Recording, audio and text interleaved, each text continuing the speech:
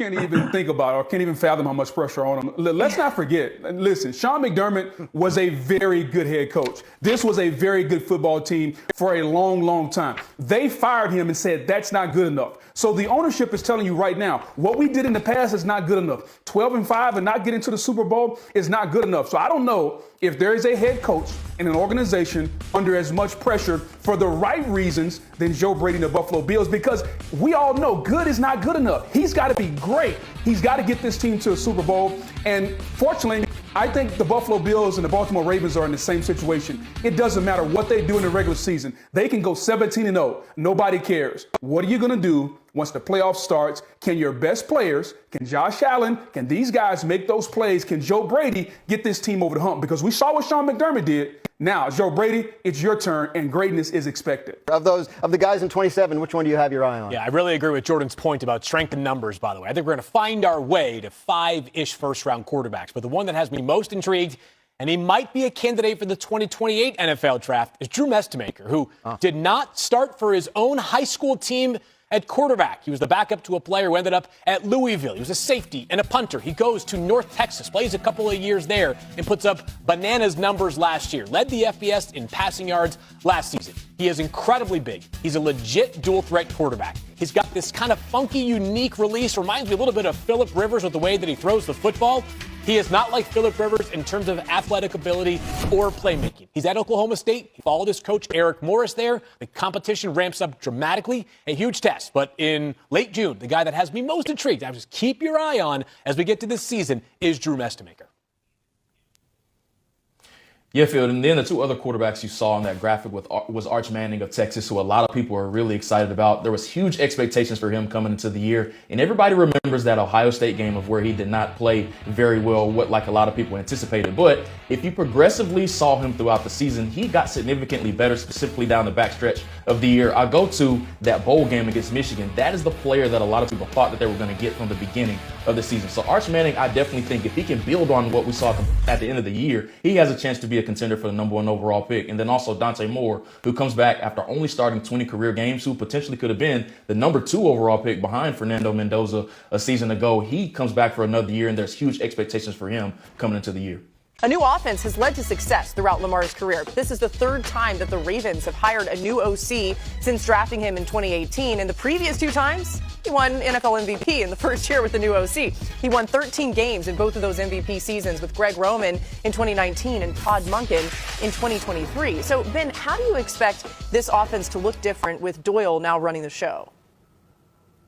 I think it's less about how it looks different and more about how it actually sounds different. Declan Doyle comes from the Sean Payton tree and the Ben Johnson tree. Those are really wordy trees. Those coaches like to put a lot of language into their play calls. So the big difference that you hear Doyle talking about in minicamp is about stressing the guys out and making them really execute the details, because remember, Lamar doesn't have his center there in Tyler Linderbaum anymore. It's going to be a really new and inexperienced guy. So the big challenge for Lamar is going to be about getting in and out of the huddle, getting up to line of scrimmage, adjusting play calls. But once the ball is snapped, Doyle wants to throw to the middle of the field. Lamar's elite at throwing to the middle of the field. Doyle wants to get under center. Well, Lamar gets under center a lot more than the other hyper-mobile quarterbacks do. The personnel might be a little different. You'll probably see more three receiver sets. But to me, it's much more about the operation in Baltimore. If they can get the offense installed well, then they should take off fast in September. And yeah, that third MVP might be in the cards.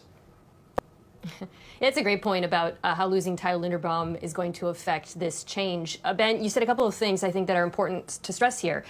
Lamar being under center, Lamar throwing over the middle of the field. There are a few offenses right now across the league transitioning to this sort of offense. Philadelphia, Washington, we're going to talk about later. It is the current trend in the NFL. But of all of those offenses, or all those quarterbacks rather, Lamar Jackson is the one I worry about the least, because as Ben said, he has been elite over the last 5 years under center, first in QBR. Throwing over the middle of the field, second only to Justin Herbert. In fact, he's better throwing over the middle field than he is to outside the numbers, so I see a fantastic fit. My question is less about Lamar Jackson in the new offense and more about everybody else. The man himself gracing us with his presence, because if you didn't know, the winners also go to Cancun here. Shed, you and the Seahawks, of course, are up for best team after winning the franchise's only second Super Bowl title, right? But we got to talk about what you did first, because not only did you walk away as a champ, but you had that late pick six to seal the deal. What do you remember most about that play? Honestly, I just remember the ball ending up in my hands. You know, shout out to my teammates, Devin Witherspoon for making a great play. Shout out to Coach Mike for making a great call. And, like you like to say on the defense, ball finds energy. And I just happened to be at the right place in the right time and, able to take it to the house. You guys were so consistent all season. At what point during the season did you really start to believe that this team could do something special? Probably mid-season. We were kind of up and down a little bit. And we kind of went on a win streak. And I remember that game against Jacksonville, speaking from a defensive standpoint, it was a tough battle early on. The Jags played it close. But the defense together were just making so many plays. And when everybody's around the ball having fun making plays like that, that's when you kind of know you got something special. And when it came down to it, the offense was able to answer. And able to put points on the board, which, allowed us to win. So I'll probably say around Jacksonville week was the week that we knew we had something special. And Shed, you've also got your teammate Jackson Smith-Njigba up for Best NFL Player of the Year. Why should everybody at home vote for him? Just like you said, because he's the best NFL Player of the Year. The things he was able to do offensively, new system, new quarterback. But Jack just stayed who he is, which is a composed guy. He trusts his work, he trusts his athleticism, he trusts, the coaches and his God-given talent. He was able to go out there this year and do a lot of special things, and he's just getting better and better. So Jack's definitely the best player in the league this year. Your team is stacked up against a loaded list of champions. Some ended droughts, others brought home gold. But why should you guys go home with the hardware in this category? We're just who we are. We're obviously the best team in the NFL last year.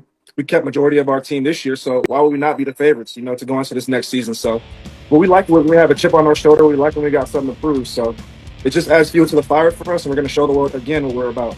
How about we go to Best NFL Player, and with the nominees beginning here, Matthew Stafford, the NFL MVP, becoming the third player to record more than 45 passing touchdowns with fewer than 10 interceptions in a season. Not only did Myles Garrett set the NFL record with 23 sacks in a single season, passing Michael Strahan and TJ Watt, Jackson Smith-Njigba, the NFL Offensive Player of the Year and Super Bowl champ, led the league in receiving yards with 1,793.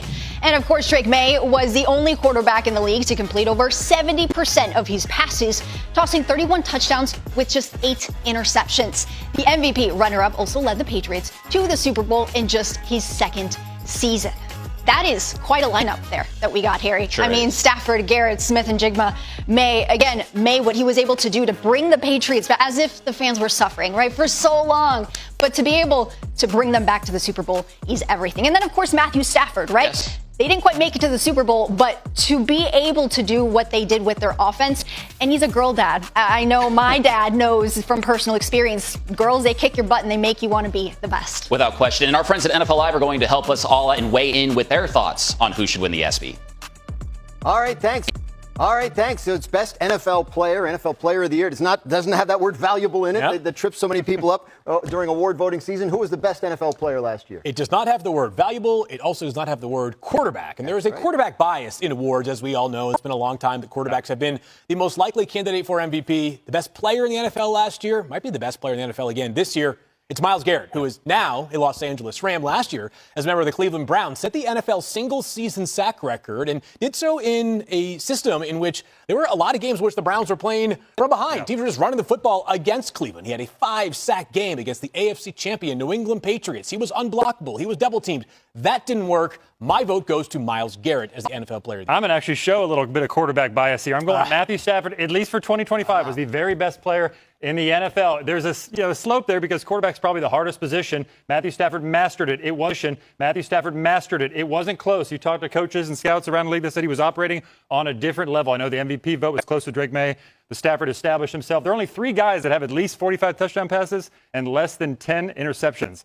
It's Tom Brady, it's Aaron Rodgers, it's Matthew Stafford. It's pretty good class. It was unbelievable. I actually thought Drake May deserved the MVP over him, but I recognized it was a close race. Yeah. I got to go with Field, though. I mean, I was at that game where Myles Garrett had 5 sacks in a loss in Foxborough. And I remember him after the game and how sort of morose he looked about it because they had lost and he was sick of losing. Yeah. So watching Myles Garrett go from Cleveland to the Los Angeles Rams and becoming a player that I think the entire world is going to be able to understand how great he is because the games will be in prime time and all those things. I think this is going to be a tremendous validation of what's already been a Hall of Fame caliber career. And if the MVP award could go to defensive players on losing teams, I think Myles Garrett might have won it last year. But as we know, it does